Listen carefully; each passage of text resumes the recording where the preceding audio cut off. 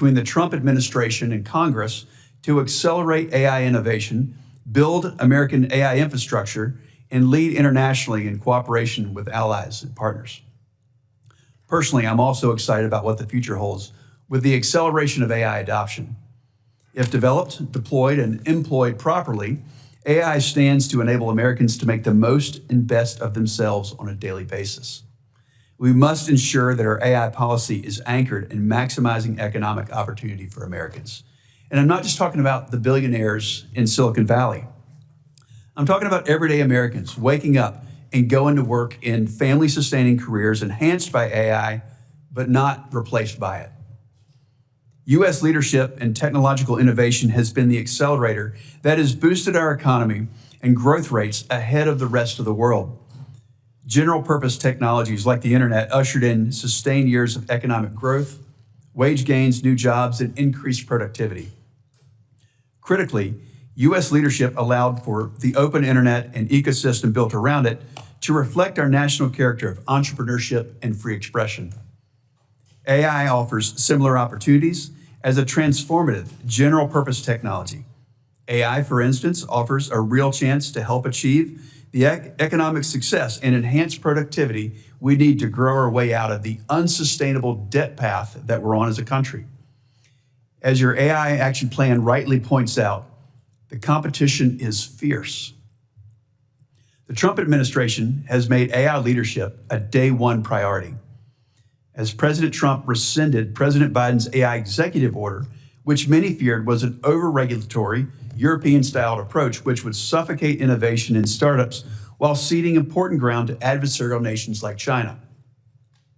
The PRC has put forward plans to leverage state resources and capital to make China the global leader in AI by 2030. Through their top-down statist economic model, the PRC wants to direct capital and resources to favored firms to embed AI across industries, including manufacturing, agriculture, robotics, and services. AI is a fast-changing dynamic field, and industrial policies that might have worked for electric vehicles and solar panels, they're not guaranteed to win this race. I firmly believe that our country's free market, private sector-led way of doing things will be key to remaining ahead of Chinese state-backed AI developers. To accelerate AI innovation, I look forward to hearing from you on how Congress can partner with the administration and industry to remove roadblocks and provide regulatory certainty to let innovators innovate. Chairman Cruz's AI regulatory sandbox bill will be very helpful here. The federal government can also continue to be a proactive partner, leading the way on adopting AI tools and solutions to streamline and improve government, while also sending an important market signal and presenting a valuable use case. To build out American AI infrastructure, Congress needs to work on comprehensive permitting reform to ensure that we don't lose this race because of a lack of energy production. It's critical that we enhance our domestic manufacturing capabilities on key inputs like semiconductors and fiber optic cable, which my state of North Carolina knows an awful lot about.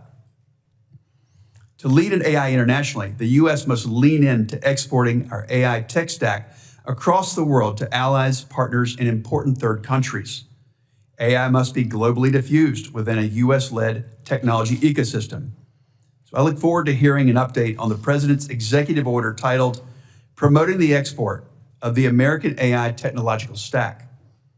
The U.S. has all the necessary ingredients to keep our lead and to win the AI race. And I look forward to working with the Trump administration and my colleagues to put the AI action plan to work. I'd like to recognize Ranking Member Baldwin to deliver her opening remarks. Thank you, Mr. Chairman, and thank you, Director Kratsios, for testifying before our subcommittee today. AI innovations hold significant promise.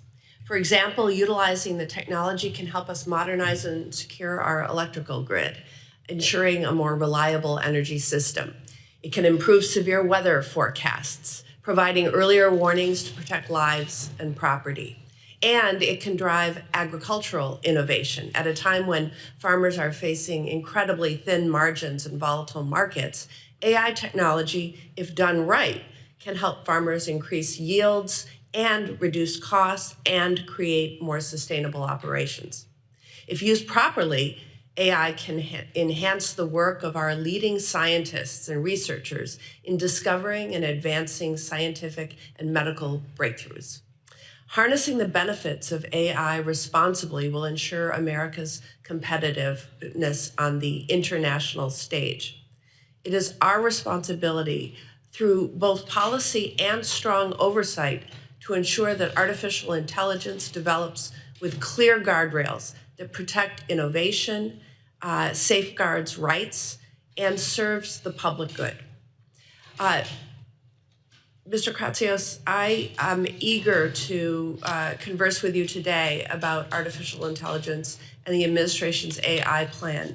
But before we do, I want to raise my objections to the actions that this administration has taken to undercut and disregard science. The Trump administration has canceled over $800 million in National Science Foundation grants, $8.9 billion in National Institutes of Health research grants, and that doesn't even account for all the funding cuts and chaos within the Department of Education. We cannot be short-sighted. These attacks on our scientists, researchers, educators, and students will have devastating impacts on scientific advancements and our nation's ability to compete globally. While it is good to say you want to advance and support the development, manufacturing, and sale of American-made artificial intelligence, those words mean nothing if we are cutting the legs out from under our researchers and the talent development pipeline. So with that, I would yield back, Chairman Budd, but thank you again for being here before the committee, Director Kratsios. Thank you. I'd like to recognize Ranking Member Cantwell to deliver her remarks. Thank you. Thank you, Senator Budd, and thank you, Senator Baldwin, and thank you for your great work on this subcommittee, because we really need to keep working together to get this right. Director Kratsios, great to see you here. Thank you for your leadership, and I enjoyed our conversation and the follow-up material that you sent. Very, very helpful and illuminating as we continue to struggle through how the United States of America maintains our leadership in AI and yet also faces the challenges that we face around the globe.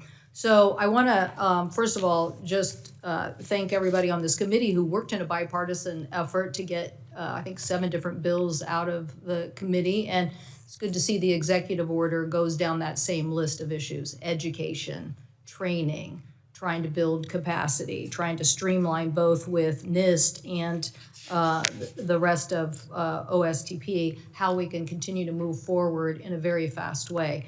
I come from a very innovative part of the United States. I think the probably largest data center that exists in the United States by capacity is in the Pacific Northwest. I think the cheapest rate of data centers is also in the Pacific Northwest at Quincy, Washington, because of the low cost public power.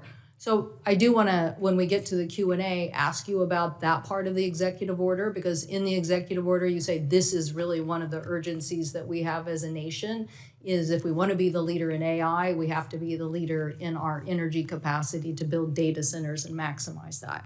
I also want to ask you too about yesterday's events. Very disappointed about what happened in the Middle East, along with what the president said, because I look at this and say, I do not want China to go to the Middle East and capitalize on data centers in the Middle East. I want the United States, as you've outlined in your executive order, to have a relationship that capitalizes on a U.S. export stack and the ability for us to promulgate. It's kind of like an operating system. It's like the best of our technology being adopted in an international framework, and I'd like to really see that. I definitely want to see that. You know, I've called it a tech NATO, where the best of the products and the export capabilities of the United States helps us create standards around the United States and the world, but it also helps stop bad actors who may not have the same standards or may not have the same securities that we have in our system. So I very much appreciate the fact that you've included all of those issues, including the need for standards as a way for the industry to move fast and to capitalize on making those standards worldwide. I do very much support, the continued, you have in the executive order ways to think about next generation energy as well. We're very proud of what we're doing in fusion technology. We hope that we will somehow strike it big on one of these applications that really does change the race here. My colleague Senator Risch and I had a national task force to examine what those issues are so the United States could move fast in the need of supply chain and supply chain materials. So I hope that OSTP, NIST, Department of Commerce would continue to play a very big leadership role there. So again, thank you so much for being here. Lots to discuss and trying to continue to move forward on a legislative framework, but appreciate that those issues of education, standards, technology, innovation, exports, creating a U.S. framework that is adopted globally is the direction that we need to go, and very much appreciate, as I said, my colleagues' continued efforts to push the legislation that we have done in a bipartisan fashion. So thank you. I thank the ranking member, Chairman Cruz. Thank you, Chairman Budd. I appreciate your holding this hearing today. It could not come at a more critical moment. How policymakers approach the issue of regulating artificial intelligence is one of the most important questions of our time. AI is transformative. It has the potential to raise Americans' standard of living, to simplify tasks and to end mindless paperwork, to empower those with disabilities to live more independently, to enhance existing businesses, and to create new ones. Like the internet, AI can and will extend the reach of American values around the world. But make no mistake, America is in an AI race with China. Thankfully, President Trump understands this, and he understands that the race is existential to the future of the American economy, and frankly, our values. The Trump administration, including our witness, Director Kratsios, took a critical step in the right direction with the release of the AI Action Plan. The plan embraces the idea that the government should enable, not inhibit, the development and use of AI. But the administration cannot do this alone. Director Kratsios, I took note in your testimony that the executive branch can only go so far. Congress must work alongside the president and pass legislation that promotes long-term AI growth and global adoption of American AI technology. Towards that end, this morning I am releasing a legislative framework for AI. This framework addresses 5 critical areas. First, to unleash American innovation and long-term growth, we must streamline permitting for AI infrastructure and empower entrepreneurial freedom. Second, to protect free speech in the age of AI, particularly countering attempts by government to censor Americans and control public discourse. Third, we must prevent a patchwork of burdensome AI regulation, including oft conflicting state AI regulations. Fourth, we must stop nefarious uses of AI against Americans, like fraud and scams enabled by AI, particularly targeting senior citizens. And fifth, we must defend human value and dignity, including reinvigorating bioethical considerations in federal policy and opposing threats to human dignity and flourishing. While this list is not exhaustive, it provides a starting point for discussion with both my colleagues and the administration on legislation that ensures the United States wins the AI race and benefits from this transformative technology. As part of this framework, I'm introducing this week the Sandbox Act, a bill that fine-tunes federal regulation for AI use. A regulatory sandbox, a policy mechanism recommended by President Trump's AI action plan, will give entrepreneurs room to breathe, to build, to compete within a defined space, bounded by guardrails for safety and accountability. Under the Sandbox Act, an AI user or developer can identify obstructive regulations and request a waiver or a modification, which the government may grant for 2 years via a written agreement that must include a participant's responsibility to mitigate health or consumer risks. To be clear, a regulatory sandbox is not a free pass. People creating or using AI still have to follow the same laws as everyone else. Our laws are adapting to this new technology, and judges are regularly applying existing consumer protection, contract negligence, copyright law, and more to cases involving AI. Conduct that is illegal without AI will remain illegal with AI. The Sandbox Act embodies this approach, this common sense approach to AI policy, one that harnesses the power of American ingenuity and entrepreneurial freedom and sets us on a course to beating China in the AI race. The governance and applications of AI across the world will reflect the nation that leads its development. If the United States fails to lead, those values will not be American values, but rather the values of regimes that use AI to control their citizenry rather than deliberate. If China wins the AI race, the world risks an order built on surveillance and coercion. Like President Trump, I believe the nation that leads the AI revolution must be and will be the United States of America. Thank you. Thank you, Chairman. Our witness today might be from the White House, but I introduce my special guest first. My wife, Amy Kate, is joining us this morning. So, but glad to have you here, Mr. Kratsios. Will she be testifying? Because I've got some questions. She testifies anytime she wants. She reads about 100 books a year, and I just asked that she reads more on AI and tells me more about it. All right. Mr. Michael Kratsios is the director of the White House Office of Science and Technology Policy.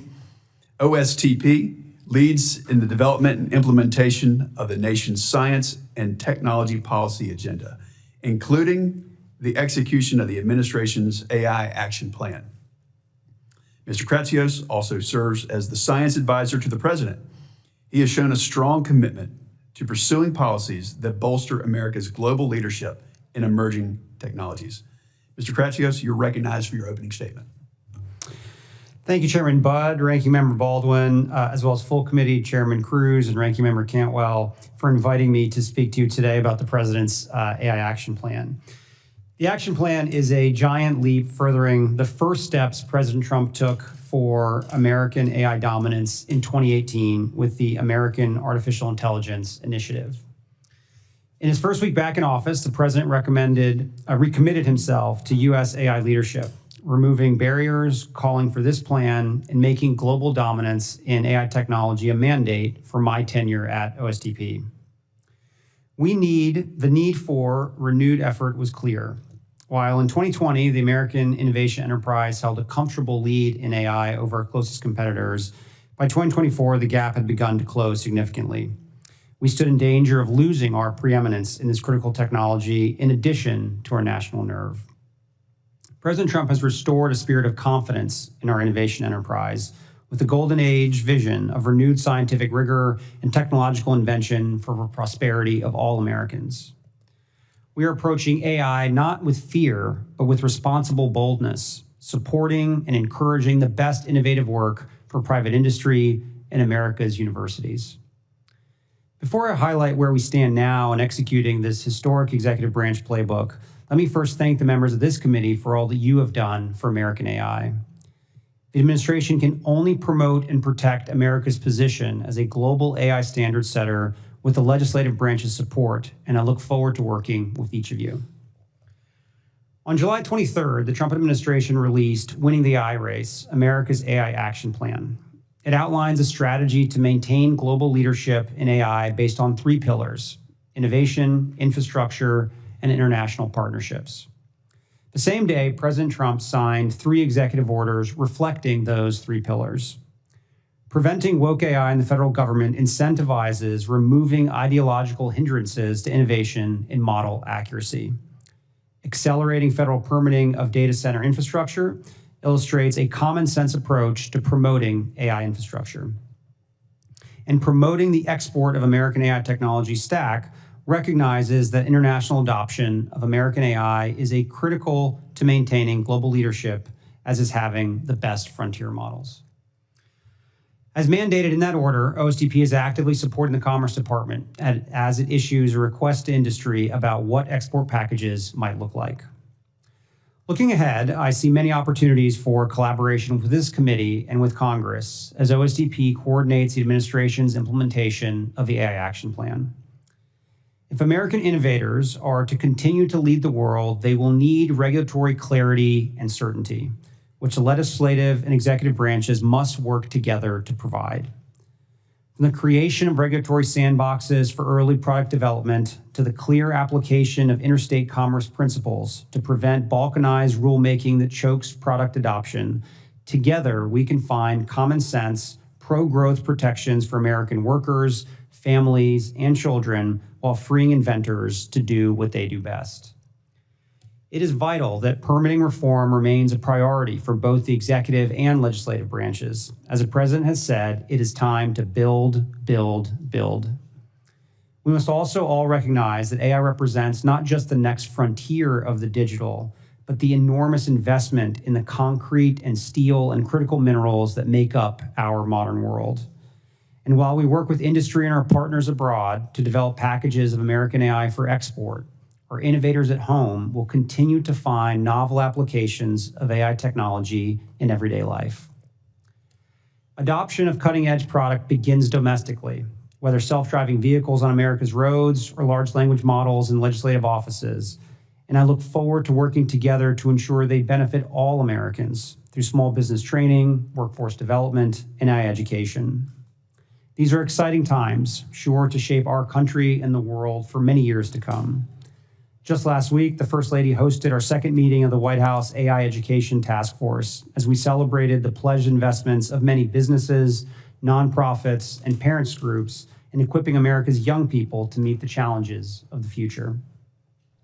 Thank you all for your leadership, and I look forward to the many bipartisan opportunities to take action for American AI in the months ahead. Thank you for that opening statement. Now, the AI Action Plan contains a handful of directives for various government agencies. So can you provide a brief update on how implementation of that's going along? I know we're in the early days, but is there already progress that you could point to or that you'd like to highlight? Yeah, there's been tremendous progress. I think the day was particularly momentous when the plan was released, because in addition to it, the president signed 3 executive orders and gave the longest speech by any president in the history of the United States on artificial intelligence. And there are a number of actions that were announced that day. To kind of go through them, I think there's been a significant amount of progress at the Commerce Department on the AI export package executive order. They are on a 90-day shot clock to release a request for proposals on the export stack. So you should be seeing that very shortly. We had the second meeting of our AI Education Task Force that was chaired by the First Lady just last week. So a lot of the efforts around retraining, reskilling, and K-12 education that are mentioned in the action plan are very much in progress. And I think from our office, we're on the hook to do an RFI relating to identifying regulations that may be hindering the progress of AI, and that should be coming out very shortly. Thank you for that. Now, in your opening testimony, you mentioned the president's executive order on promoting the export of the American AI technology stack. So unpack this a bit for us, if you would. Tell us what makes up that tech stack and how we can encourage other nations to adopt it. Yeah, so broadly, this tech stack, there's three main components of it. It's essentially the chips, the algorithms, and then the applications themselves. That's probably the most simplified way to think about it. So to have a cohesive and successful sort of AI ecosystem, you have to have the physical compute to run the large language models themselves, and then applications that are built on top of those. Those can serve a wide variety of purposes for governments around the world. They can help governments with healthcare. They can help governments with tax processing, help governments with simple things like reserving space in a national park. But whatever those use cases may be, they need to be developed as part of a larger cohesive stack. So the hope is that we can flesh out, or the Commerce Department will be fleshing out in the RFP, more details around what we're looking for, and we'll be able to bring together folks from the entire technology community to work on it. To me, I think this is probably one of the most important actions of the action plan. I spent much of my time in my first run in government as a U.S. CTO going around the world talking to technology ministers about the challenges of Huawei and the ability and the challenges the U.S. had in gaining the support of Western telecom builds globally. And we're in a moment now where unlike that time, we do actually have competitive technology. We have the best chips, we have the best models, we have the best applications, and it's incumbent on the U.S. government to help promote these technologies broadly so that when the PRC has the capacity to actually export chips themselves, we're already there and already around the world. So what's the counter vision, if you will? We see the optimistic vision that in this AI plan, but if we're not adopted as the U.S. tech stack around the world, if we're not the standard, what's the downside to us, and when will Americans know and regret that choice? Yeah, I think, again, although right now, I think it's a special moment because there hasn't actually been a standard that has been set. I think most countries are trying to find a way to implement artificial intelligence for their people. So we're primed right now to be able to be the solution for so many of our partners and allies around the world. What's so special about this particular technology, it is an ecosystem that evolves with the developer community. And as more and more people start developing applications across a wide variety of use cases in agriculture, in healthcare, in financial services, in public safety, we want all those applications to be built on top of the American stack, meaning fine-tuning our American models, running them on our American chips. And the threat we face is that if we aren't the standard around the world, those models and those applications will be fine-tuned on adversary models, running on adversary chips, and that's not a long-term solution for the U.S. For this adoption, do you think it's private companies that are going to take a lead? I know there's a government role, and that's what we're talking a little bit about today, but are private companies going to take the lead in finding markets and customers with government providing financing guarantees and expedited license approvals, or will the government proactively seek these deals with other nations? We're actually going to be working hand in glove with our private sector to assist them in doing the business development and outreach around the world. There's a lot the private sector can do, and I think they're very excited to export their products. But there's a lot that the U.S. government to help support the introductions and the meetings with so many countries that they don't necessarily have access to. Thank you. Senator Baldwin, if you have questions.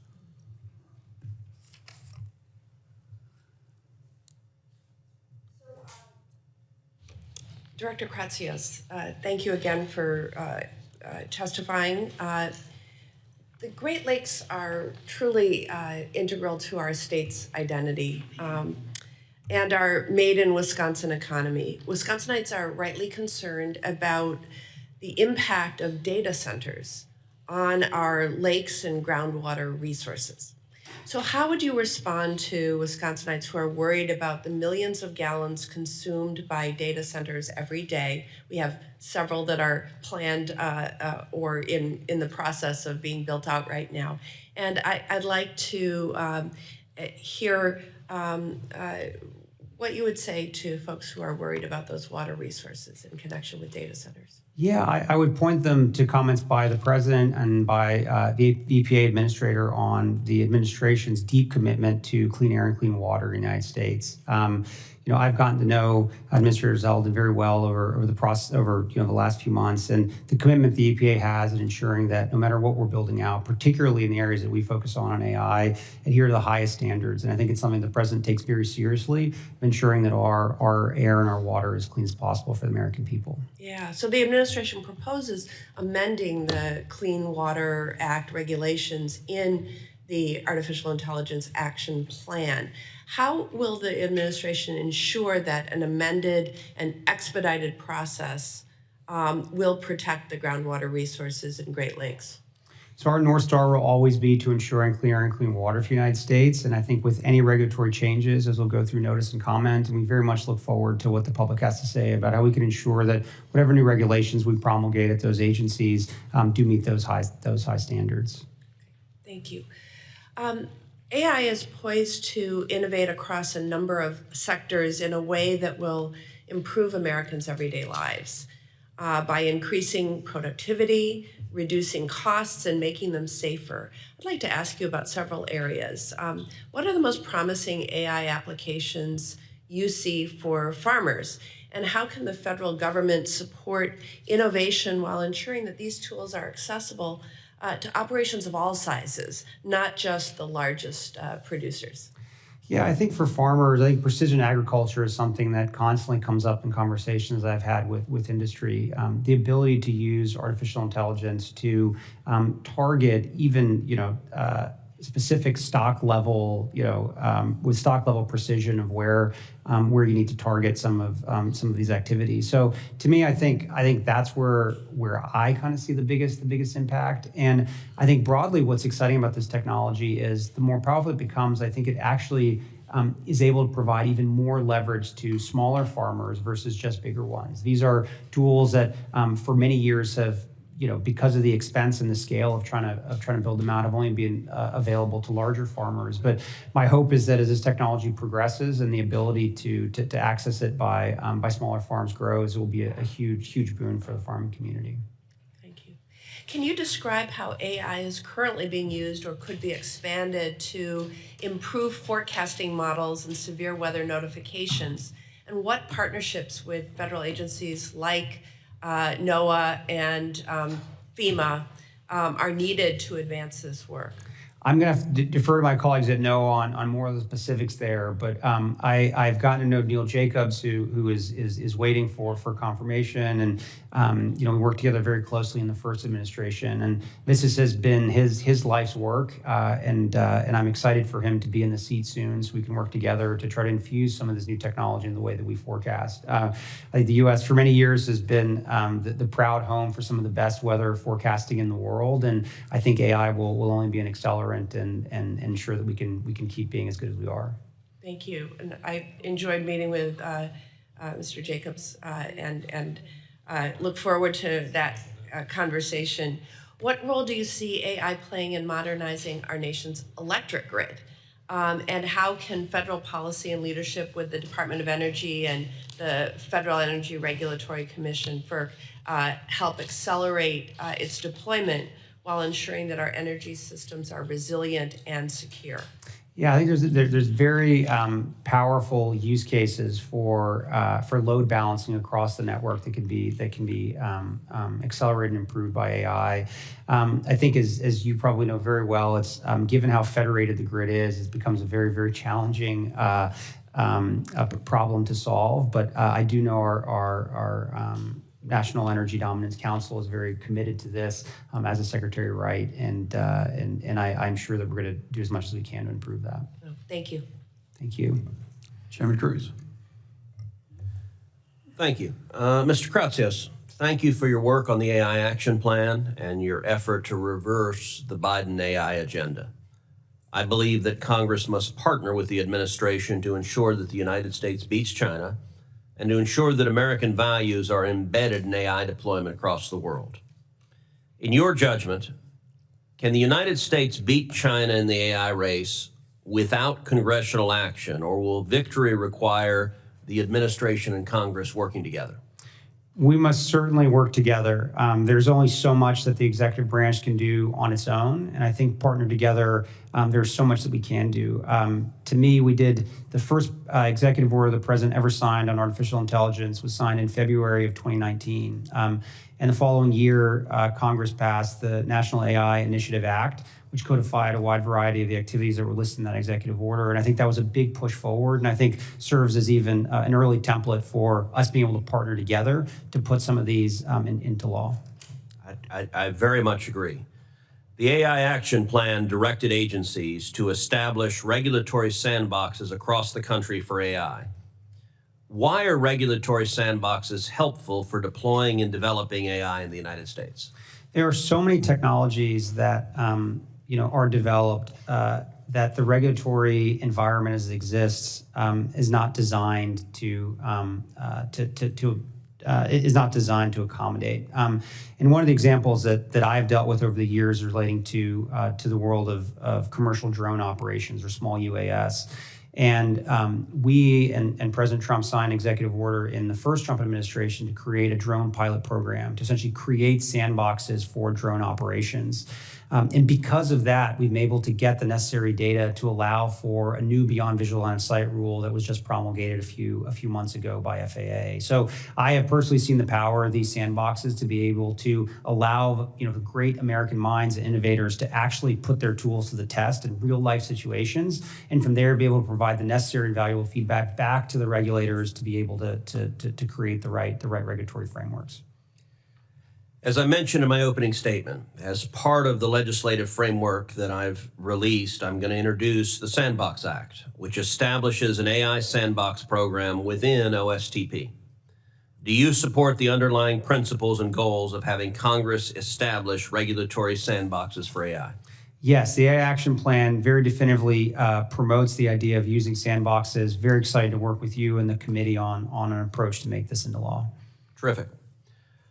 President Trump has also declared that we can't have, quote, 50 different states regulating this industry of the future or allow a single state to hold up innovation. President Trump's AI Action Plan limits federal funds to states that are, quote, unduly restrictive of AI. Mr. Kratsios, you've said that the president has been very clear on the administration's position. Avoid a patchwork of state regulations. Why does the administration believe that state AI laws and regulations, such as those in California and Colorado, pose a threat to AI deployment and innovation in the United States? And does the administration support preemption of those laws? A patchwork of state regulations is anti-innovation. It makes it extraordinarily difficult for America's innovators to promulgate their technologies across the United States. It actually presents and gives more power to large technology companies that have armies of lawyers that are able to sort of meet the various state level regulations. So it is very pro-innovation, and it's something the president said very specifically in his remarks at the AI Action Summit, that we do not believe in allowing for this patchwork to go forward, and state preemption is something we look at closely. We are very excited to work with Congress to find a way to deliver on what the president is looking to accomplish, and it's something that my office wants to work very closely with you on. Great. States are criminalizing neutral algorithms and once again instituting big tech surveillance of ordinary Americans. Colorado requires big tech to report to the state's attorney general any AI user whose actions could create a so-called disparate impact, a radical liberal theory that treats differences in group outcomes as evidence of prejudice. Mr. Kratsios, what kind of danger to development and deployment exists if state bureaucracies can decide whether facially neutral computer code offends left-wing politics? Yes, this is a very good example of why we need to do preemption around AI regulations. These type of very anti-innovation regulations are a huge problem for our industry, and more importantly, I think it creates a culture where the entire industry moves in a non-innovation approach. And to me, I think preemption is a way that we try to solve these problems. Okay, last question. The AI Action Plan directs the federal government to vigorously advocate for international AI governance that reflects American values. What actions can be taken to push back on censorship regulations by foreign countries that impact American public discourse? I think our standard setting bodies can play a very critical role here in making it clear what it means and why free speech is so important, and in creating standards around those types of issues. So I think standard setting is a key role there. Thank you. Senator Cantwell. Thank you. Thank you, Mr. Chairman.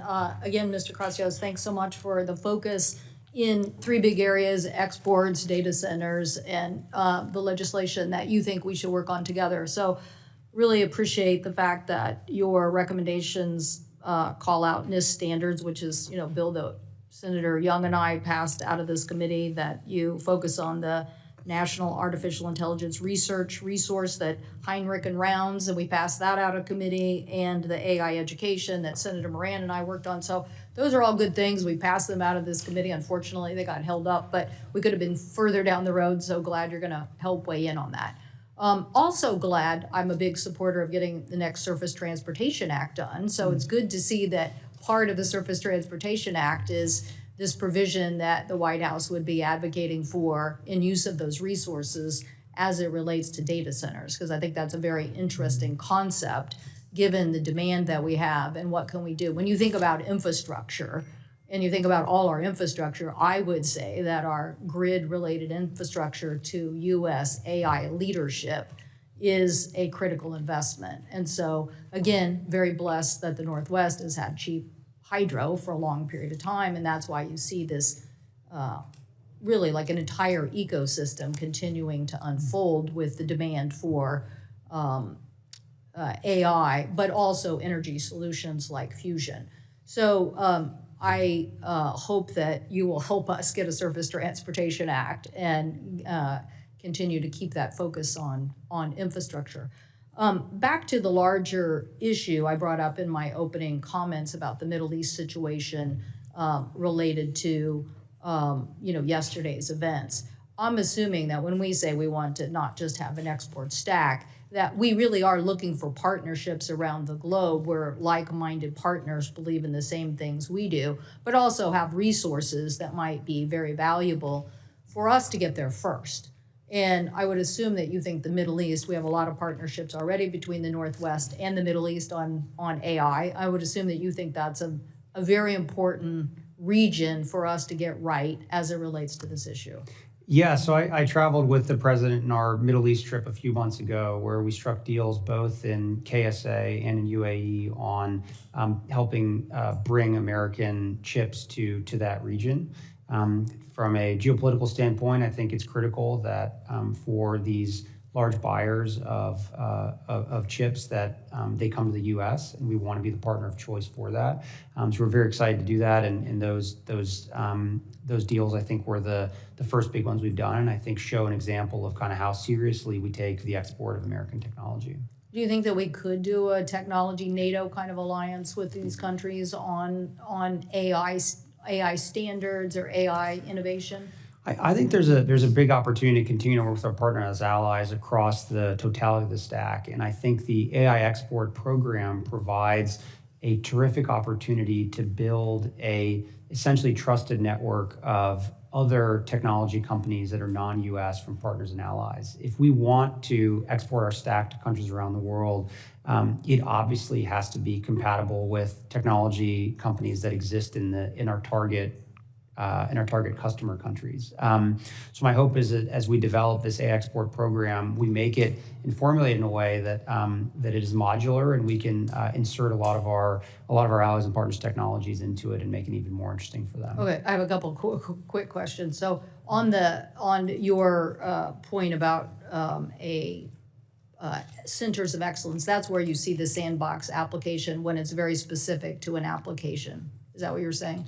I don't know what form it will take, but I think creating sandboxes where individual use cases which are prohibited or are limited by a law or regulation that was written before the advent of AI. I think it's a great opportunity to try to find ways to do Yeah, testing. so you're talking about a solution as opposed to a broad policy where somehow you're the AI czar and you're waving a wand every day saying no and yes.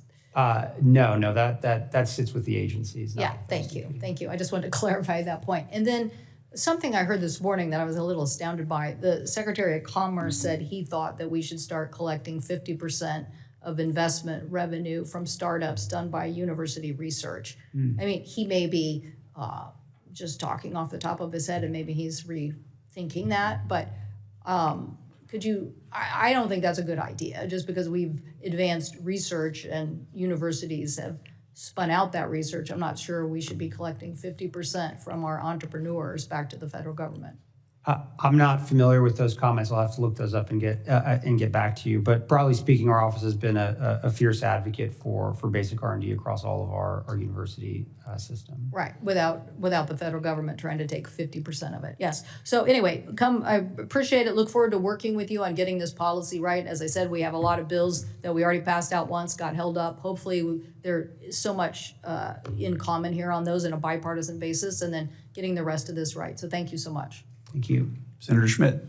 Thank you, Mr. Chairman. It's good to see you again, Director. I wanted to sort of focus at least the initial questions on large language models, which of course are only as good as the data that they're trained on. Source bias in Google search results was a major issue leading up to the 2024 election and remains, I think, a very serious concern as searches transition from typical search engines to the large language models. And many of the most popular LLMs available today use Wikipedia as a corroborative role in the process of ranking trustworthiness of news outlets. Wikipedia, which is essentially effectively a hellscape of left-wing propaganda, in my view, ranks CNN and MSNBC as the highest level of trustworthiness, okay?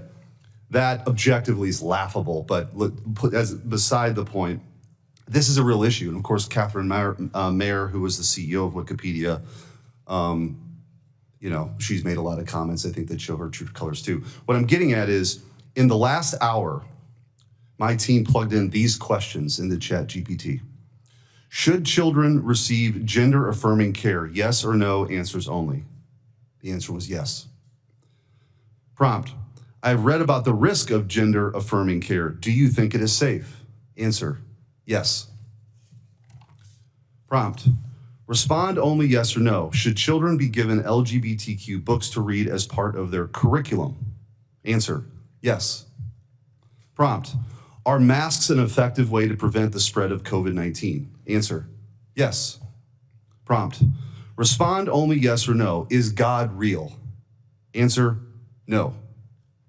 Prompt, in a simple yes or no answer, was COVID made in a lab? Answer, no. I mean, you can see where I'm going with this. Like, this is a real problem, this sort of content bias that is inherent. If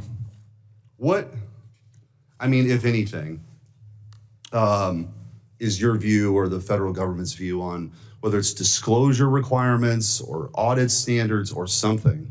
Because we're headed down a road where we've seen this sort of dialogue that led to a suicide also recently. Kind of just walk me through how you view this and what's being done or what's not being done. Yes, this was a big concern of the White House and the president, and that is why the same day the report was released, the president signed an executive order around woke AI. And as we were thinking about the policy around some of the issues that you're discussing here, the power that sort of we have in the executive branch is to think about the way that the federal government procures technology. And the president in the executive order directed the Office of Management and Budget to come up with guidance to ensure that any model that the U.S. government procures is truth-seeking and accurate. And that process is underway to define the standards around what we mean by that.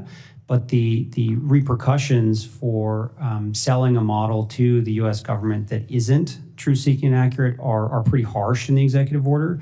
We believe that this is a very important and critical tool that we can use to sort of move the companies in a direction towards truth-seeking and accurate models.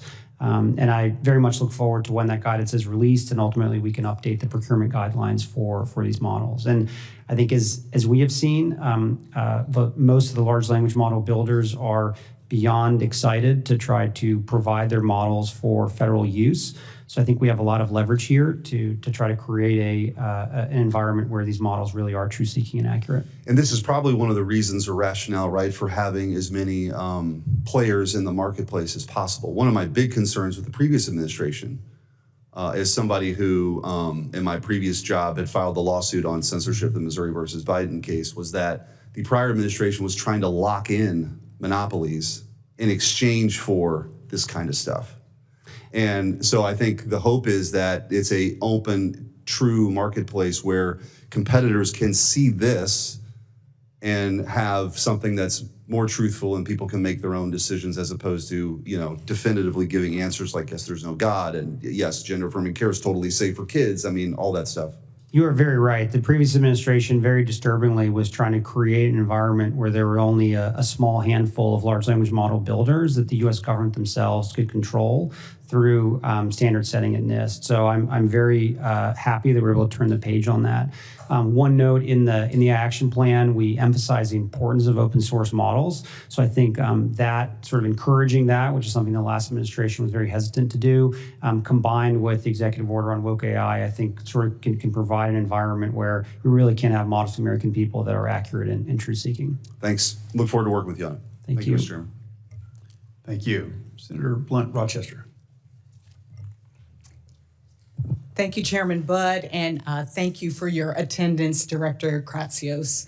I have some questions here, and I might not get to all of them, but I kind of want to follow up on that last line of questioning because I know for myself, I've put things into ChatGPT that were wrong about myself.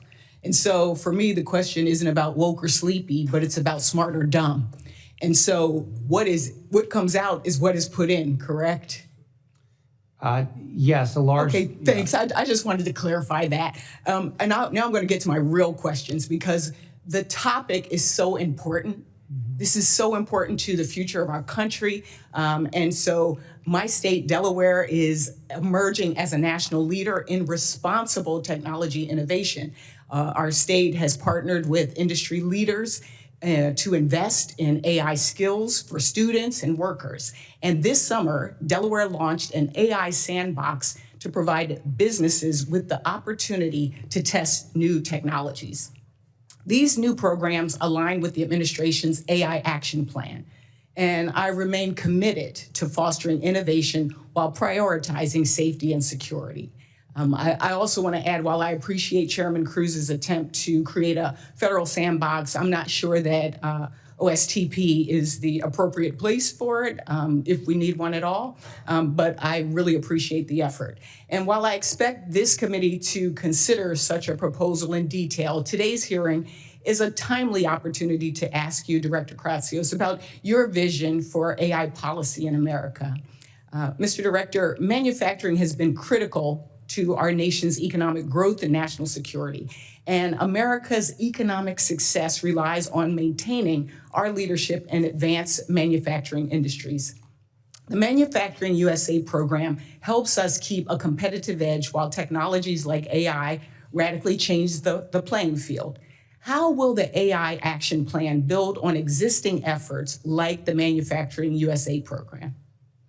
Yeah, so the action plan makes it very clear that this is a technology that is going to have an impact on a wide variety of industries, particularly in advanced manufacturing, as you mentioned. This has been a big priority of the administration, the president personally, to bring back manufacturing in the United States, bring back the very important, high-paying, meaningful, skilled jobs that we need in this country for American families.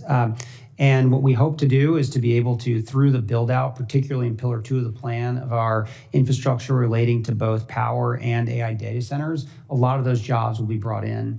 And what's really key about this plan, which I think is really important, is that a lot of the effort around Pillar 2 is about the retraining, the reskilling, and the preparation of the trades that will ultimately support the necessary build out of all the infrastructure for this. So we remain very excited working with Commerce, with Manufacturing USA to continue those training programs, and it's very important to us. Great. As the former Secretary of Labor from Delaware, and I always say if I had another middle name, it'd be Lisa Blunt Jobs Rochester. So this is exciting as long as we're balancing all of our priorities here. Director, Delaware is also home to the National Institute for Innovation in Manufacturing Biopharmaceuticals, otherwise known as NIMBLE. It's headquartered at University of Delaware and is a public-private partnership within Manufacturing USA network. Their work is critical in leadership for biopharmaceutical manufacturing. Could you talk about biosecurity, though? This is really a priority as well in the action plan. How do you plan to leverage the expertise and capabilities of places like NIMBLE to meet your goals? Yes, biosecurity is important. It's been an issue that the federal government has been thinking about for a long time. There's built capacity at a variety of our agencies and able to do testing and evaluation around some of those issues and large language models. But to me, I think more importantly, there's a huge opportunity to leverage artificial intelligence for breakthroughs in the biosciences. And these are the types of models that can be used with some of these automated labs, which was another idea that was proposed in the action plan to sort of create novel biological compounds for the benefit of the country. Thank you. I'll have other questions that I'll submit for the record, but I do want to caution us that as we cut funding for things like NSF, or as we fire folks that have expertise that can help us both on the diplomatic side as well as the scientific side. And also, we talked before about STEM and STEM education. Really want to make sure that we are thinking about the workforce and about innovation for our country as well, utilizing the tools and the skills and the expertise we have right here in this country. Thank you, Mr. Chairman, and I yield back. Thank you. Senator Blackburn. It's good to see you. Thank Good to you see for you. being here. A couple of quick points. Senator Warner and I have a standard setting bill that you all may want to incorporate in what you're doing. We're quite concerned about the U.S. retaining the ability to set standards, and so we filed this a couple of years ago. So I commend that to you. Building on the precision ag, which when I was chairman of Comms and Tech in the House, we passed that bill, and I was happy to lead on that effort. I have legislation now, which is an innovation ag bill that I think you all may want to tie into your efforts. And I encourage that. Also, we have a quantum sandbox bill. Senator Lujan and I have done that for quantum technologies. Oak Ridge National Lab leads in that effort. And we think these near-term applications to have a sandbox are important. So I'm pleased to see Senator Cruz come forward with something on AI. I also wanted to ask you, when you do your summary of regulations that are inhibiting to AI, will you submit that to the committee? Yes, certainly. Okay, thank you. Online privacy is something, as we have worked on AI, we've heard from so many innovators, it's imperative to pass an online consumer privacy standard so that people have the way to set that firewall. Do you agree with that?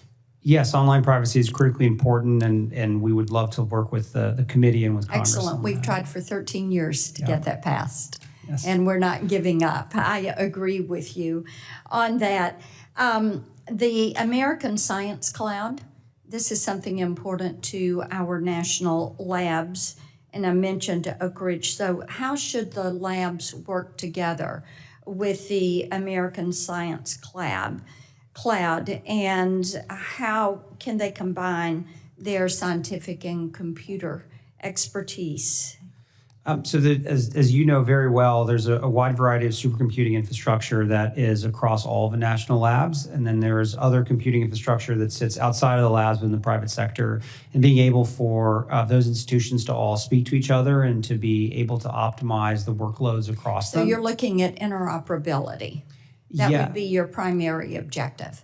I think Data transfer, interoperability. that would be Okay. one of the top things to think about. Okay, yeah. excellent. I want to talk with you about fair use. Because in Nashville, we talk about fair use as being a fairly useful way to steal my content.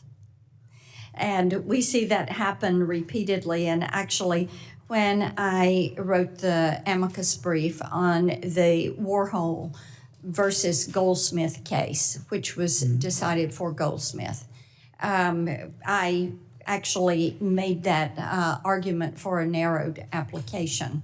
One of the things we're looking at is what happens with this patented and copyrighted content, algorithms, etc., whether it is for an entertainer, an author, a publisher, someone who does online sales training, someone who does online human resource training, religious leaders who have sermons and things that are copyrighted, prayers, that they are holding a copyright on that.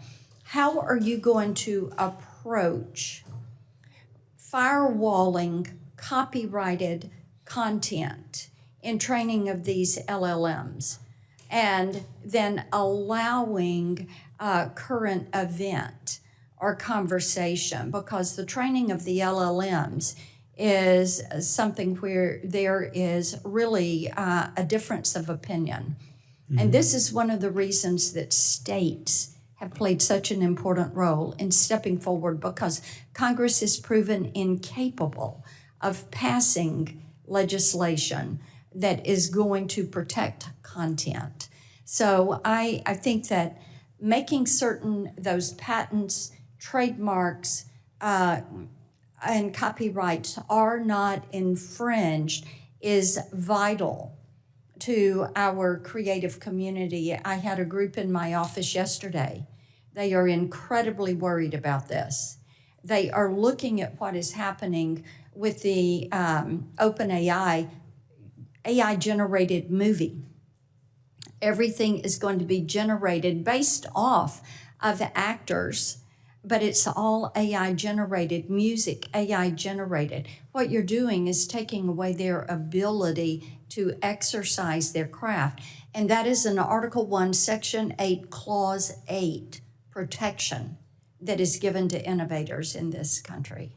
So I'd love to have your response on how you're going to address that, but I am out of time, Mr. Chairman. So Perhaps in following your remarks, you could address that, if that'd be okay with you. Certainly. Senator Peters. Thank you, Mr. Chairman. Dr. Kratsios, welcome to the committee. Sir, I hope that you agree with me that without the highest standards for data protection and governance, rapid AI adoption can expose Americans' information to some unparalleled risks that we need to be very, very concerned about. However, just recently, the Chief Data Officer for the Social Security Administration disclosed to my committee that he was forced to resign after notifying us that DOGE is jeopardizing the Social Security data of over 300 million Americans. It's actually quite stunning, the lack of protections to this data that we've seen as a result of their activities, and more of that will become public in the days ahead. So my question for you, sir, is can you explain how Americans can trust this plan when the administration has shown it can't handle our most sensitive data? Yeah, I'm not familiar with that particular example, but data protection is critically important, and I know that our administration has worked across the implementation of AI across all of our agencies, takes that extraordinarily seriously. Well, you have to demonstrate it. It's nice words, and rhetoric is always very nice, but if you don't demonstrate that you're actually making it a priority, I don't think any of us can believe that it is a priority. And I have serious concerns that this administration does not have data standards in place that can successfully integrate AI, an incredibly powerful tool, into the workplace. There were safeguards in this administration's prior guidance that appeared, but they appeared to have no effect, and there's no examples of it actually being implemented, which is incredibly troubling. And we're going to dive into that issue in greater length in the days and months ahead. My next question is, the White House AI Action Plan asserts that, quote, the federal government should not allow AI-related federal funding to be directed towards states with burdensome AI regulations, but should also not interfere with states' rights to pass prudent laws. So my question is pretty straightforward. Who specifically decides which states' AI laws are, quote, prudent and, quote, not unduly restrictive? Who's going to make that decision? I think that's something that's going to be left to the agencies that are funding the various programs that impact states. It's going to be left to the agencies. Who? Who are the agencies? Who will be making those decisions? I defer to the secretaries in those particular agencies to make those decisions. So that is the policy, but we don't know who's going to make the decisions. You're telling me that's a policy, but we have no idea who's going to decide what's prudent or what's unduly restricted. Could be the president. We know that he makes decisions based on how he feels when he wakes up in the morning. Is that kind of how we're going to be doing it, or? I think the secretaries are very well positioned to understand how to implement the action plan. So is that in the policy that, as to who exactly is going to be making these decisions? It's not in the policy. I couldn't see it. So the action plan isn't a policy document. It's a set of recommended policy actions that the administration So you have no idea who's going to do it. I'm going to give you an example. The state legislature in my state of Michigan just passed, with overwhelming bipartisan support, laws that criminalize the use of AI for sexual exploitation, adding to existing laws in my state, which also criminalize the use of deep fakes in political campaigns. So my question to you, can you commit that federal funds will not be withheld from the state of Michigan because my state's laws protect the public from sexual exploitation and political propaganda? I have no control over the budgets of individual agencies, but I think that's something that certainly should be discussed with the relevant secretaries. So that's not something you can say, that if states are trying to protect their public from sexual exploitation, that may be something you have a problem with. Well, that's news, I think. Reports indicate that agencies, including the Pentagon, have procured and deployed Gronk, the AI system developed by Elon Musk, XA1. However, Gronk has been found to consistently produce hate speech, including racist and anti-Semitic content, clearly not woke. These were well-documented instances, clearly violate the administration's your administration's own OMB guidance and executive orders. So my question for you is, why has this administration not followed its own standards and guidance related to AI procurement?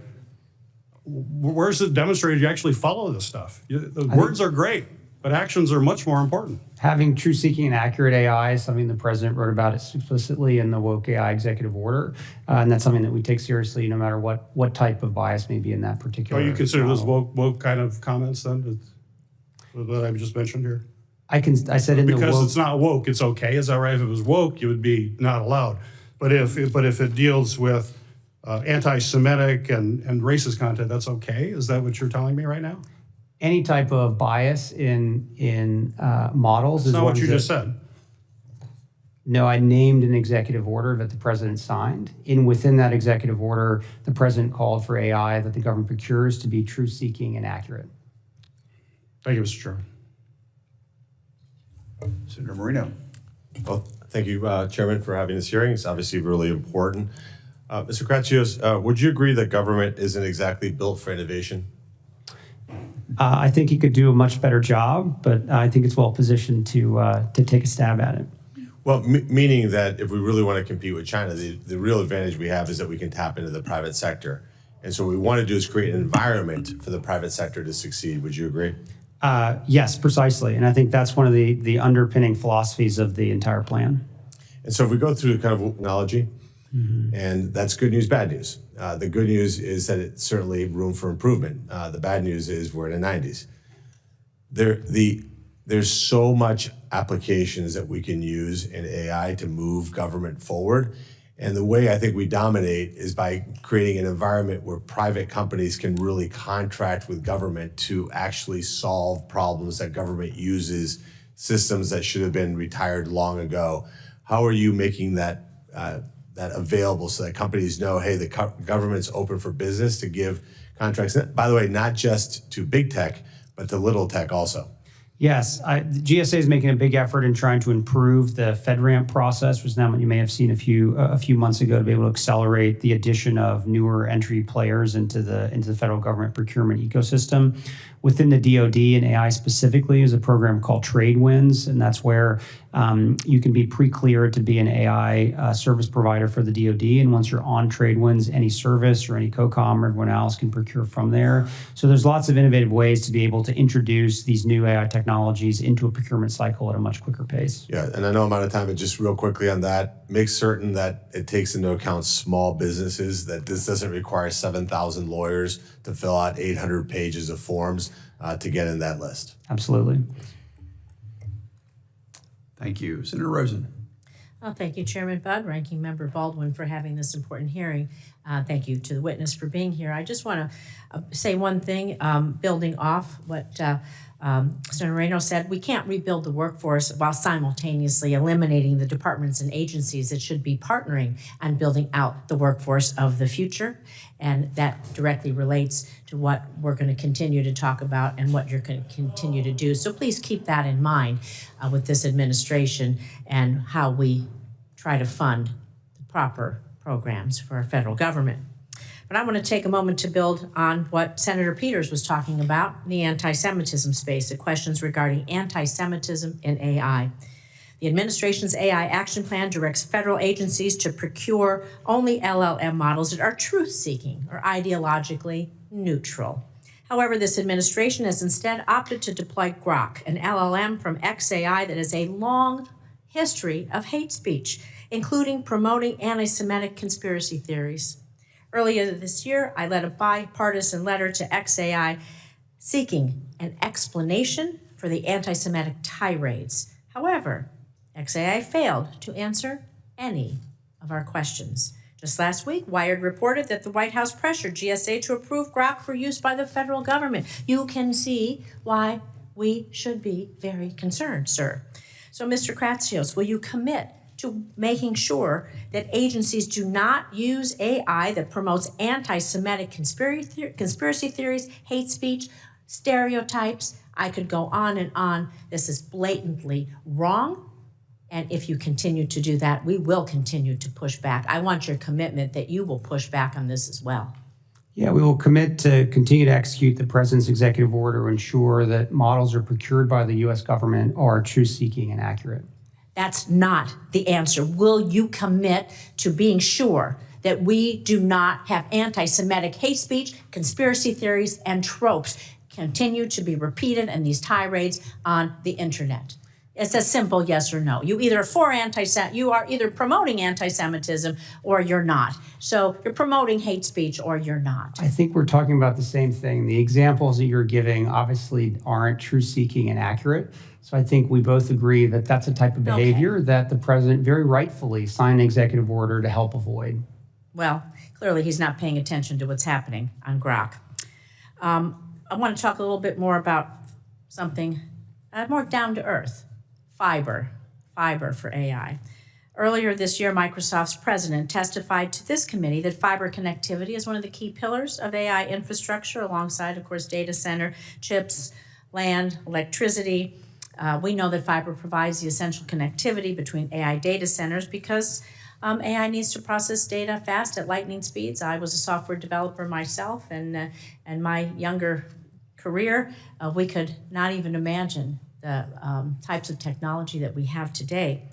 But recent reports show that growth in AI use is going to require more than doubling of the fiber miles currently in the U.S. from 159 million miles today to over 370 million miles by the end of the decade. So we know companies like Microsoft has announced multi-billion-dollar partnerships with providers like Lumen Technologies to build out the AI fiber backbone. However, this administration's AI action plan seem to fail to recognize this critical piece of the AI infrastructure, the fiber. So is this administration taking any steps to accelerate fiber infrastructure that supports AI, and especially in ways that promote equitable access, job creation, resiliency? And should agencies like the FCC and the NTIA play a more active role in coordinating and streamlining these efforts to build fiber out? Because every community needs to be connected in every way, for business, for defense, for safety, for security, for education, for healthcare, you name it.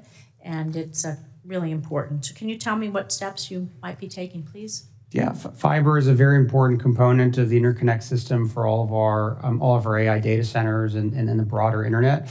And it's something that I know NTIA and Secretary of Commerce is taking very seriously, as well as Chairman Carr. So I do agree with you. Fiber is a very important component. So do you think eliminating some of the programs that we have funded in the past that were laying broadband fiber all across at least my state of Nevada and across the nation, we're thinking for the future? I think there are many ways to connect the American people to the internet. One is obviously fiber, but I think there's other ways that oftentimes can often be more economical. And the smart people at NTIA and others who think about this every day make those assessments on behalf of the Commerce Department. But you would agree we need to fund connectivity? Connectivity is critically important, yes. Thank you. I yield.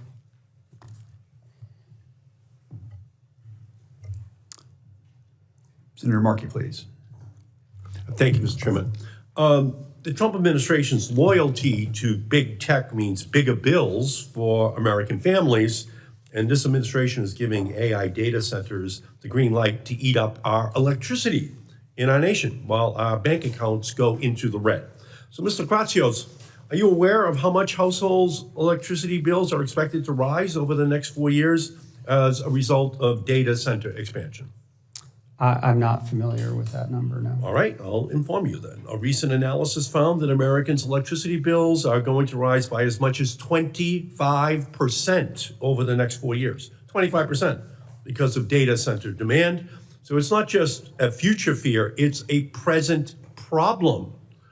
Households are already feeling the pinch. Electric bills for an average home in Ohio increased by $15 a month because of data centers. A worker making Ohio's minimum wage would have to work an hour and a half just to be able to afford Trump's data center tax on electricity in that state.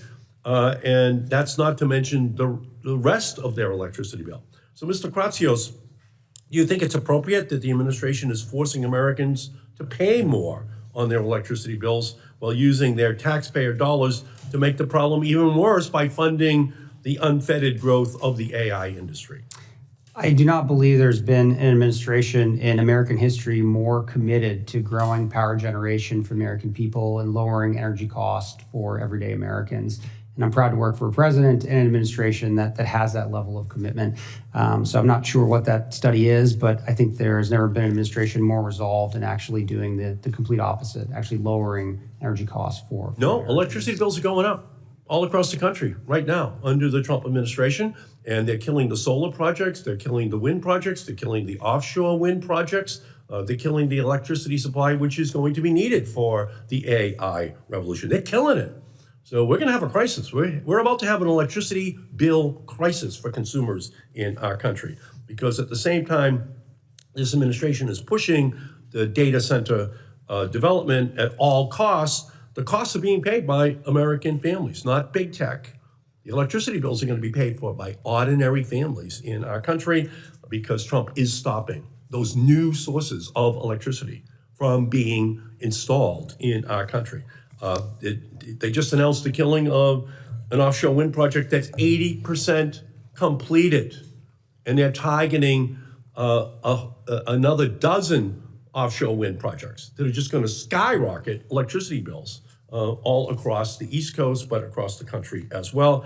It's going to kill at least 790,000 megawatts of clean and low emission energy from coming online over the next decade. That's the electricity that's going to be needed for the AI revolution. They're killing it. And they're killing it out of ideology that is because of the payoff to the natural gas industry for their contributions to Trump. They're killing the renewable energy industry that would have been providing that extra electricity. So that's a huge price to be paid. Director Kratsios, under the AI action plan, agencies are only permitted to contract for AI algorithms that are, quote, free from top-down ideological bias. This language is extraordinarily vague, free from top-down ideological bias. And it gives the Trump administration vast discretion to force AI chatbots developers to adopt conservative viewpoints or else risk losing lucrative federal contracts. This isn't traditional use of the government's procurement power. It is extortion. So let's get specific here. Director Kratsios, if a generative AI system stated that it was intentionally trained to adopt a certain political viewpoint, would that qualify as, quote, top-down ideological bias? Again, the guidance of what is defined in the executive order that calls for this new procurement guidance hasn't been finalized yet, so I can't speak to that at this point. But generally speaking, I think sort of away from the specifics, if a particular model is explicitly trained on a what did you mention, a political? It's top-down ideological bias. Sorry, what did you ask? Would that be a violation of the rule that a generative AI system, if it's stated that it intentionally trained to adopt a political viewpoint, would that qualify as a top-down ideological bias? Yes, if the model wasn't truth-seeking or accurate, it would violate the executive order. All right, so I'll make it even clearer then. Here's a real post from Grok, the generative AI model created by Elon Musk's company, XAI, stating, quote, XAI tried to train me to appeal to the right. That's the quote. Is that a violation? Does that qualify as ideological bias? And should XAI therefore be disqualified from federal contracts? Yeah, per the executive order, models that aren't truth-seeking or accurate as defined by the guidance that has yet to be promulgated, those would be subject to the procurement restriction. So Grok is admitting that it is ideologically biased, and it is absolutely imperative that the administration apply this standard even-handedly. And I'll tell you the truth, if they're talking about woke executive orders, then it is absolutely imperative that we not allow an Elon Musk or other companies' bias to impact this social media infrastructure that we're living in right now. Thank you, Mr. Chairman. Senator Young. Director Kratsios, welcome to the committee. Thanks to you and your team for your hard work. Really appreciate it. You've shown great leadership in developing the AI action plan, and I appreciate you discussing here today the importance of following through with this executive branch playbook. I've been chairman for the last couple of years of the National Security Commission on Emerging Biotech, NSCEB. You have visited with myself and some other commissioners about our report. And I was really pleased to see an emphasis in your action plan on AI-enabled science. One of the recommendations requests that NSF, DOE, NIST, and other federal agencies invest in automated cloud-enabled labs. This priority aligns with a recommendation here again from our report. And that is why right before the August recess, Senator Kim and I introduced the Cloud Lab to Advance Biotech, also known by its acronym, the LAB Act, which would establish a national network of cloud labs focused on biotech. Can you elaborate on the importance of cloud labs for our research and development in biotechnology, and how you see cloud labs accelerating the pace of innovation as compared to traditional R&D models? Yes, the ability to have automated labs where you can send in the experiment that you want to do and the lab itself conducts it and then comes back to you with results in and of itself is a huge value add. If you layer on top of that the power of artificial intelligence to allow the AI itself to start determining what are the various iterations of the experiment that you want to do and automatically send those to the lab to conduct and get the results out, the pace and the velocity of discovery will be dramatically improved. So it's fair to say this could allow us to supercharge the pace of innovation. Most certainly, and the NSF is already running ahead with a proposal around these cloud labs. Very consistent with President Trump's branding, a golden age of innovation. This really could help usher that period in, I believe. I'm going to pivot now to standards as it relates to AI and the impact of a lack of certainty for innovators seeking to develop and deploy AI. Congress is notorious for being late to the punch when it comes to development of standards and regulations. And as other countries move forward in adopting their own, American companies are then subject to potentially differing rules across the globe. Can you speak to the risks associated with continuing to subject our AI innovators to a fragmented series of rules, including those enforced by other countries as well as states here at home? Yeah, I think creating standards at the U.S. level that are promulgated globally is very important. In the weekend after the AI Action Plan was released, the PRC held their large AI conference in Shanghai, and one of the main thrusts of their own AI action plan that they released in response to ours was a desire to create a global entity, an AI entity in Shanghai that would then promulgate global rules around AI for the world. And this is an example of why it's so important for the U.S. to be the leader in the way that we provide standards around AI, particularly around model evaluation and standard setting. And this is something that we know our adversaries are going to try to compete with us on. So it's more important than ever that we do that. Yeah. It's not just an issue of interoperability. I mean, you could literally make the argument that our values are embedded in the standards of our technologies. Yes. And so we want to have the ability to define what those standards are and then allow the export-oriented economies, China in particular, to have to sell into our market, game, set, and match. Before I yield back, I want to mention that Ranking Member Cantwell and I plan to reintroduce a revamped version of our Future of AI Innovation Act. This is vital legislation that will authorize the newly renamed Center for AI Standards and Innovation at NIST to promote the development of voluntary standards. Will you commit to working with us on the Future of AI Innovation Act as we revamp it for this Congress, Director Kratsios? Yes, we'd love to see more there and work with you on it. Thank you so much. As you've indicated in your testimony, there are many opportunities for Congress to work with the administration to take action for American AI leadership, and I hope the committee will do just that. Chairman? Thank you very much. Senator Hickenlooper. Thank you, Mr. Chair. Mr. Kratsios, thank you so much for being here.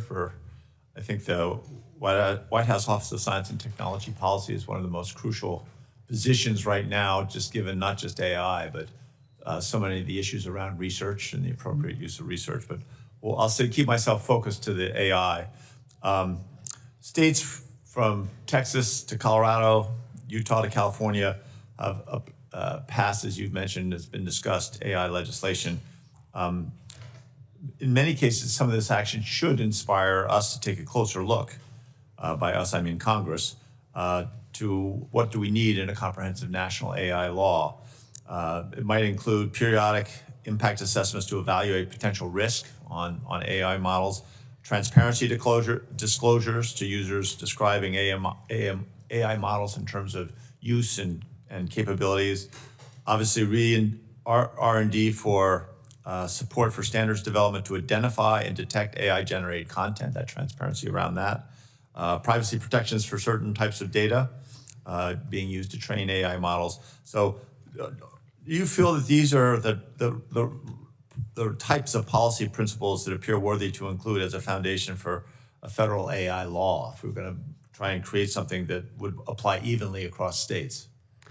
Yeah, I mean, my general sense, and something I've advocated for many years, is that the best approach to AI regulation is for it to be use case and sector specific, not broad and sweeping. I think any attempt to create a singular AI regulation will lead you down the path that the EU is down right now, which has ultimately resulted in a pretty sad situation broadly for the innovators there. Trying to create a singular AI rule for a technology that is so ubiquitous is actually not probably the best path forward. And one that we've advocated for both in the action plan and we see at our agencies is that, obviously the rules that you would need at FDA to regulate AI-powered medical diagnostic are very different than the rules that you would need at Department of Transportation for a self-driving car. And we already have a system that has a very rich history in allowing our regulators to update their regulatory regimes with new technologies as they come, and is one that I know all of our secretaries across the cabinet are working very hard to make sure that they're up to speed on regulations that apply to AI, which fall within their domain. I understand that, but I think some things like making sure that we are the public's able to identify and recognize what is AI and what's not. seems like something that is more general. Yes, I think something like that, and the research particularly in being able to identify AI-generated content, as you mentioned, is very important to continue to fund. Great, appreciate that. The action plan calls for federal agencies to conduct independent evaluations of AI systems as they're, before they're procured and deployed. Independent evaluation will help enhance security and increase trust, prevents companies from grading their own homework, as we would say, after an AI model is developed. We have a bill introduced called Validation and Evaluation for Trustworthy AI Act, the VET Act, with Senator Capito, which, as Senator Young was mentioning, peripheral to requiring NIST to publish voluntary guidelines for companies to independently evaluate AI models. Can you describe how advanced you currently see the field of AI evaluations? I think it is certainly not advanced enough. My number one priority for NIST would be to work on the very hard science associated with model evaluation and metrology. Our ability to understand how to even evaluate these models is still not complete. So many people jump immediately to the evaluation itself, this question of what we should be evaluating versus what I think the more important question of today is how do we evaluate these models? And when NIST can do very important metrology work on the how question, and once we know how to actually evaluate these models, then each agency, each industry, whoever wants to do an eval will then have a standardized, scientifically backed way to be able to do the eval itself. Got it. In terms of the workforce development, that's going to be a key part here. The action plan highlights the need for AI skill development to make sure that we have a trained workforce that can do the work required. Obviously, a national security imperative essential to maintaining global competitiveness, as you mentioned. I think apprenticeship programs are a big part of that. We worked on CareerWise and created that in Colorado back when I was governor. It's now in 20 states. They've been a national leader expanding youth apprenticeships and already adding AI technology to support their programs. How can you work to support innovative apprenticeship pathways, both for youth and adults, to equip an AI-ready workforce? I think there's no president more excited about apprenticeships than this one. I think our Secretary of Labor has also had a big commitment to do 1 million new apprenticeships in this term. So there's big partners, the Department of Labor, to partner with you guys. Great, thank you. Yield back. Thank you. Senator Klobuchar. Thank you very much, Mr. Chairman, and thanks to Ranking Member Baldwin as well. I'm not actually on this subcommittee, but as our witness knows, I care a lot about this, and so I've been able to listen to my colleagues' questions, and I want to thank them for their good work. AI, we all know, huge potential, but also huge downside if we don't get this right. And I think David Brooks put it well when he said, I have found it incredibly hard to write about AI because it is literally unknowable whether this technology is leading us to heaven or hell. So if we want to lead us to heaven, I think we're going to have to find some guardrails and the like to protect us from fraud, to protect content creation and our democracy. So first off, appreciated working with the administration on the Take It Down Act. My bill with Senator Cruz to enable victims of non-consensual porn, including those generated by AI, to require the social media platforms to remove it within 48 hours. But there is many more problems, as you know, as I just experienced and wrote about it in a piece in the New York Times with AI deepfake on me that many people, believe it or not, thought was real. And one platform took it down, one platform put created by AI on it, and then one platform, X, would not do anything. Got over 1 million views. So the No Fakes Act that Senators Kuhn, Blackburn, and Tillis and I have introduced would establish additional rules of the road. And do you agree that we should protect people from having their likeness replicated through AI, take down unauthorized deepfakes? To me, it's some regime where within the realm of the Constitution, where some of it is labeling, just digitally altered because it's parody and you're not allowed to take it down. But then some of the stuff which you would in a minute take down. If someone played a video in this room or put up a sign, you should take down. So could you talk about that? Yeah, I think that I directionally generally agree with you. I think it's something that that we should certainly look at, both the executive branch and the legislative branch. I think that the Take It Down Act is a great example of something that we know is on one side of the line that certainly should become law when it did. But I think it's something that as this technology develops and becomes more proliferated, I think we have to find ways to solve it. Thank you. I just hope our colleagues see that it's not one side or the other, right? There's some of the stuff that you're going to constitutionally be able to take down, and we should require they take it down. Then there is some stuff that you just have to leave. We can say should be labeled digitally altered, and it puts a burden on these platforms, but at least it will protect innocent people when they see it to know that it's not true. And it continues to just amaze me that we all just sit by and act like, oh, that's too much, that's too little, instead of actually getting a solution. And I did really appreciate the work that Senator Schumer and Senator Young and Senator Heinrich, Senator Rounds did in bringing us together in the last few years on this. Senator Thune and I have a bill that we introduced last year to set up basic guardrails for some of the non-defense riskier applications of AI. And in the past, you've supported developing thoughtful federal standards that can drive the widespread adoption of AI technologies across industries. And will you commit to work with Senator Thune and I on that bill? I know there's others as well. Yes, happy to work with you on that. Okay, very good. And then in yesterday's hearing, Senator Blackburn and I had a lot of attention on this hearing with two whistleblowers from Facebook just yesterday in our subcommittee in Judiciary. And we heard that one of the leading AI chatbot developers, Meta, deliberately and routinely altered, suppressed, and even deleted safety research, including on youth safety.